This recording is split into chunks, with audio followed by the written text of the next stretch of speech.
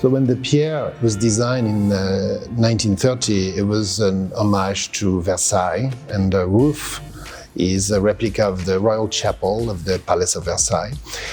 And the inside were Georgian architecture until 1967, when the owner at the time decided that we should really go all Versailles and decided to paint all the murals you can see in the lobby, the ballroom, and various public spaces. And they are the interiors of Versailles or the gardens of Versailles. And now that's become sort of what makes the pier special.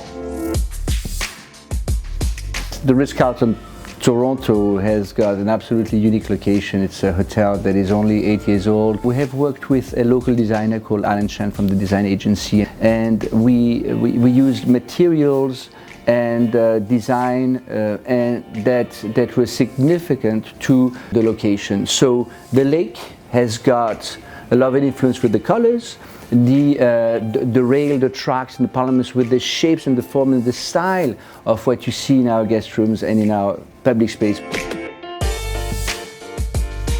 Well, the St. Regis brand emanates from the St. Regis in New York. John Jacob Astor was the founder and innovator of the St. Regis, and what we've done with the designers is that they have said, well, what would John Jacob Astor do today?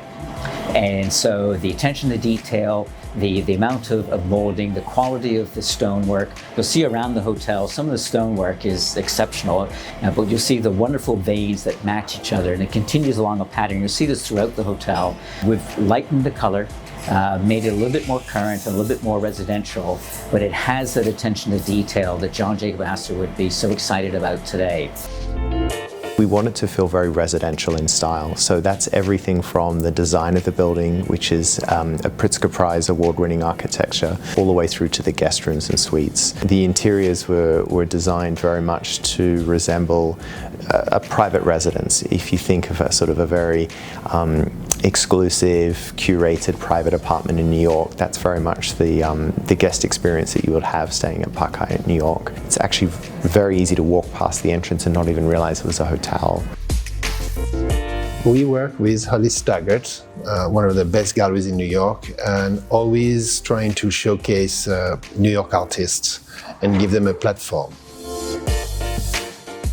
We have a lot of contemporary art, actually over 350 pieces of contemporary art in the hotel. It's a collection that was curated in partnership with the MoMA Museum when we opened. We also have a full-time art curator at the hotel, which is unique, so we're constantly rotating the art and bringing fresh pieces in. So there's a lot of interaction for our guests to experience when they stay with us. To this day, we have kept this great architectural history. The facade is beautiful, and a lot of the insides have remained unchanged. Of course, except for the room we're in. That was sort of an homage to our history that was done in 1967. And on the walls are painted many of the celebrities and famous people of the time. Sort of Elizabeth Taylor, who used to live here, Jackie Kennedy, Jackie O is also painted on a lot of people of the late 60s who are quite famous in New York. And in our restaurant, Louis Louis, we created a design concept around the distillery district or area that Toronto was famous for many years ago. And so in the restaurant, the design concept is that literally you're in a distillery, you're in a barrel. All of St. Regis bars is a mural, in fact, on the back of the bar. Because we have our back bar is a main feature of the restaurant, we actually put the mural on the ceiling. And that really depicts the layers of flavors and the layers of bouquet of whiskey in a glass that's been interpreted by a young artist here in Toronto. And then the chandeliers resemble the ice cubes that are beginning to melt.